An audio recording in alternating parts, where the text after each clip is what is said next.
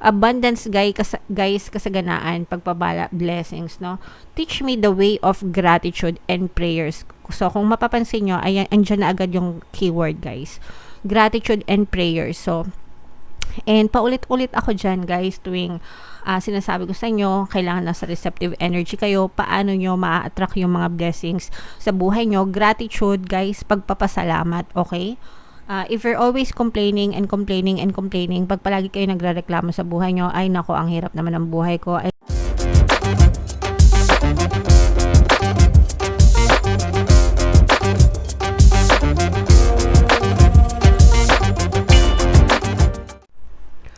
Hello guys, hello Gemini, welcome back to Pinoy Pixie Tarot. Ang pamagat ng episode natin for tonight is Messages from the Universe para ngayong June to July para sa Gemini, Sun, Moon, Rising, Sign, and Venus. General reading lang guys, pwede mag-resonate, pwedeng hindi, combination ng positive and negative energy. Kung ano na lang yung naka-resonate sa inyo guys, take that message. So, yung first message natin for you, Gemini, we have Archangel Raphael. Mga kapiksi, kapag ito'y lumalabas, ibig sabihin na ito, pay attention to our health sa ating kalusugan, guys. Okay? This could be two things, guys. Pwedeng yung iba sa inyo, pwedeng nakaka-recover na kayo. Kung meron kayo mga sakit na pinagdadaanan, for some of you naman, parang this is a reminder na bigyan ng pansin ang inyong kalusugan, guys, whether emotional, physical, mental, or spiritual man.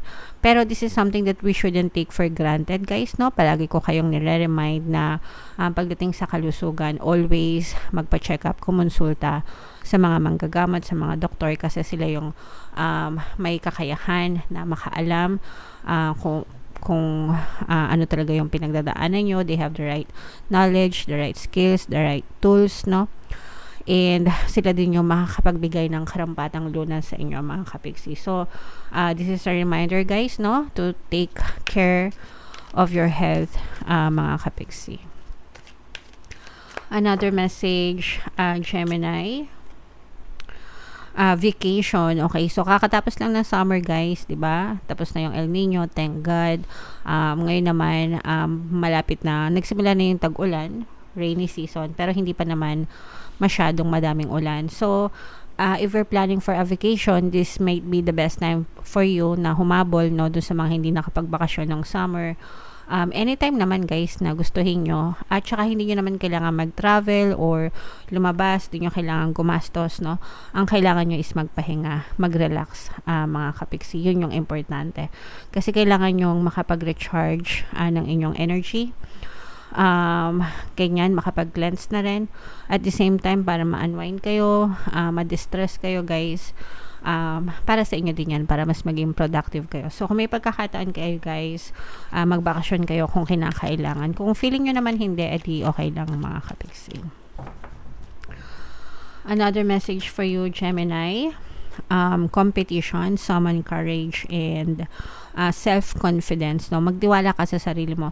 Yung competition, guys, this is not something bad, no? Hindi ito masama. Actually, competition is part of our society. Even before pa tayo pinanganak, guys, yung competition nandiyan na yan. Pwede sa loob ng tahanan, di ba? Pwede sa eskwela, nung mga bata pa tayo, ganyan. Sa school, di ba? May mga competition sa mga kaklase. Pero it's not bad. Kasi it's bringing out the best in you. And pagdating sa competition, guys, dapat nagfo-focus kayo sa sarili nyo, hindi sa competitor nyo. Make sure na you make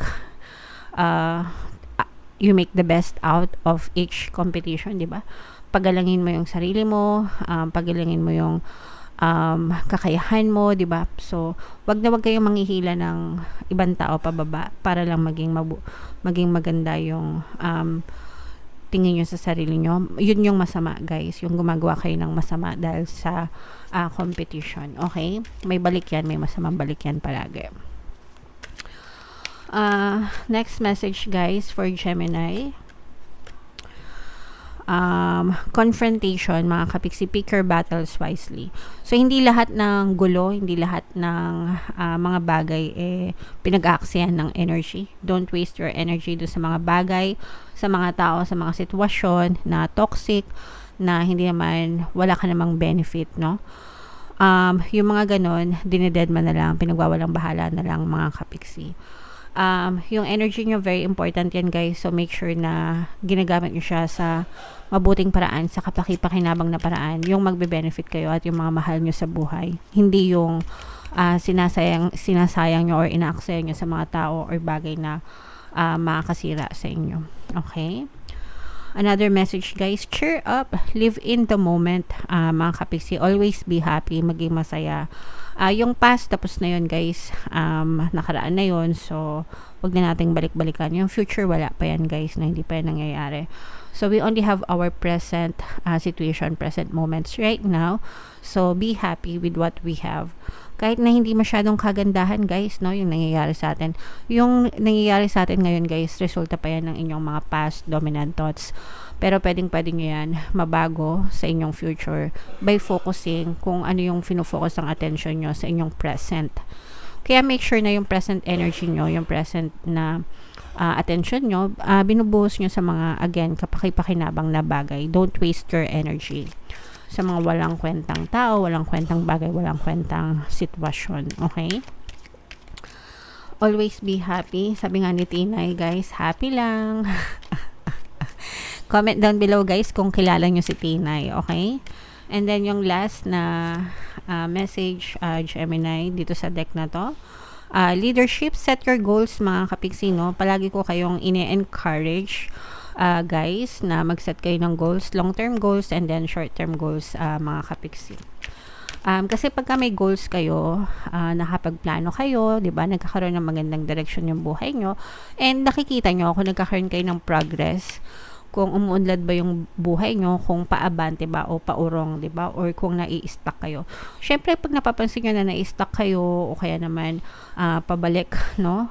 Syempre gagawin nyo ang lahat para magbago yung takbo ng buhay nyo. So, yun yung maganda kasi kapag nagsiset kayo ng goals. And kapag nagsiset naman kayo ng goals, nakikita nyo kung malayo na yung nararating nyo sa buhay. If you compare it, let's say for example, a year ago, 2 years ago, 3 years ago, diba? Pag binalikan mo, masasabi mo na ang layo na pala ng narating ko. Malayo pa yung gusto kong marating, pero ang layo na pala ng narating ko kumpara nung isang taon, kumpara nung 3 years ago. So, yun yung maganda guys, pag nagsiset ng goals, no? Something to look back, at saka something to look forward to, mga kapiksi. Okay? Alright. So, yeah. Comment down below, Gemini, if feeling nyo nakaresonate kayo dyan sa mga messages na yan. And ito naman, tingnan natin yung additional na mensahe sa inyo. Habang sinashuffle ko to guys, panoorin nyo muna yung video natin regarding sa ating paano mag-manifest ng abundance video course. Kapiksi, sawa ka na ba sa mga struggles at hirap sa buhay mo? Masipag ka ba at masikap sa buhay ngunit hindi ka pa rin umaasenso? Ilang beses ka na bang nag-attempt mag-negosyo at mag-invest pero palagi ka pa rin nalulugi? Sa pagkakataon na ito ay maaaring may subconscious beliefs ka na nagiging balakid sa iyong pag-unlad at pagyaman. Introducing, paano mag-manifest ng abundance video course. Dito ay matututunan mo ma-overcome ang mga balakid mo para tuluyan ka ng umunlad, umasenso, sumagana, maging matagumpay, successful at maswerte sa iyong kabuhayan, pera, trabaho, negosyo sa lapi at kaperahan ng bonggang-bongga. Dali, mag-send na ng email sa pinoypixitaro@gmail.com at simulan na ang iyong pagyaman ngayon. Alright, so sa lahat ng gusto mag-avail ng course guys, good news no, kasi ngayong June meron tayong sale, major promo, 20% discount guys, sobrang laki ng discount until June 30, kaya mag-avail na kayo, sobrang ganda ng course na yan. And meron din tayong bagong course guys, paano mawala ang third party at magkaroon ng harmonious na relationship. So para naman yan sa mga kapiksi natin na nagdadanas ng third party situationship sa kanilang mga relationship, sa mga nagdurugo ang mga puso, mga kapiksi. So kung gusto niyo mag-avail guys, opening sale, opening promo, 30% discount. Grabe, sobrang laki ng discount guys. I-avail nyo na, sobrang ganda ng course, mga kapiksi. Grabe itong message na to, nababasa nyo ba guys? Yan, abundance, no? Grabe, hitik na hitik sa mensahe. Sacred Buffalo, basahin ko guys, no? Baka hindi nyo makita kasi medyo yan. Sacred Buffalo, cloak me in your wisdom. Keep me warm through the storms of life. Fill my life with goodness. Teach me teach me the way of gratitude and prayer. Pasensya na guys kasi malabo talaga yung mata ko. May salamin ako pero hindi ko pa rin siya masyadong mabasang maayos. abundance guys, kasaganaan, pagpabala, blessings, no? Teach me the way of gratitude and prayers. So kung mapapansin nyo, ayan, andyan na agad yung keyword guys, gratitude and prayers. So and paulit-ulit ako dyan guys tuwing sinasabi ko sa inyo, kailangan nasa receptive energy kayo. Paano nyo ma-attract yung mga blessings sa buhay nyo? Gratitude guys, pagpapasalamat, okay? If you're always complaining and complaining and complaining, pag palagi kayo nagrereklamo sa buhay nyo, ay nako, ang hirap naman ng buhay ko, ay nako, ang liit naman ng sweldo ko, ay nako, ang laki naman ng bayarin, you're vibrating in a very negative energy mga kapiksi. Therefore, negative din yung resulta na makikita nyo sa buhay nyo. Pero if you shift into gratitude, pagka binaliktad nyo siya, kinonvert nyo siya into gratitude, ay salamat po may sweldo ako kasi makakabayad ako ng mga bills. Ay salamat po may pambili ako ng pagkain kahit konti, at least kahit pa paano meron. Ay salamat po kasi may nanlibre sa akin ng pagkain sa kantin, nakatipid ako, etc. etc. Napapansin nyo ba yung pangungusap, di ba, yung tono ng pangungusap, sobrang magkaiba, and automatic yan, nasi-shift kayo from negative to positive mga kapiksi. And syempre, kapag ka positive yung inyong vibration, positive din yung ma-attract nyo sa buhay nyo mga kapiksi.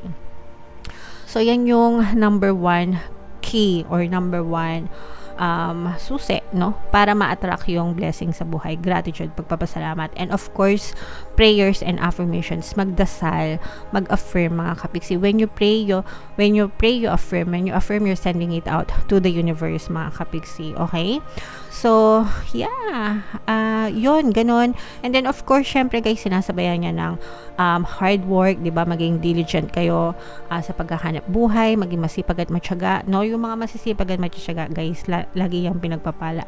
And syempre guys, wag kakalimutan ang positibong mental diet, kasi kahit na dasal kayo ng dasal, kahit na affirm kayo ng affirm, kahit na masipag kayo, pero kung ang mindset nyo naman ay sobrang nega, kaya nga kayo pinapag-gratitude, pinapagpasalamat, kasi yung gratitude, it shifts you automatic from negative to positive.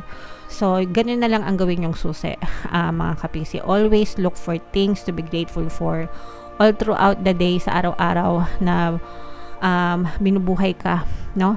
Ano yung mga bagay na pinagpapasalamat mo. Count them, literally, as in bilangan mo. Send thanks to the universe para maging positibo yung mental diet mo, and positibo din yung ma-receive mong mga blessings mula sa taas. Okay? So super nice, super ganda ng message para sa iyo, Gemini. Comment down below if feeling nyo nakaresonate kayo dyan. Itong, i-mind nyo ito guys, itong abundance na to. Mind abundance, mind vacation, yan. Kung gusto nyo magbakasyon, i-mind nyo yan guys, sa comment section. Itong good health, mind recovery, ganyan.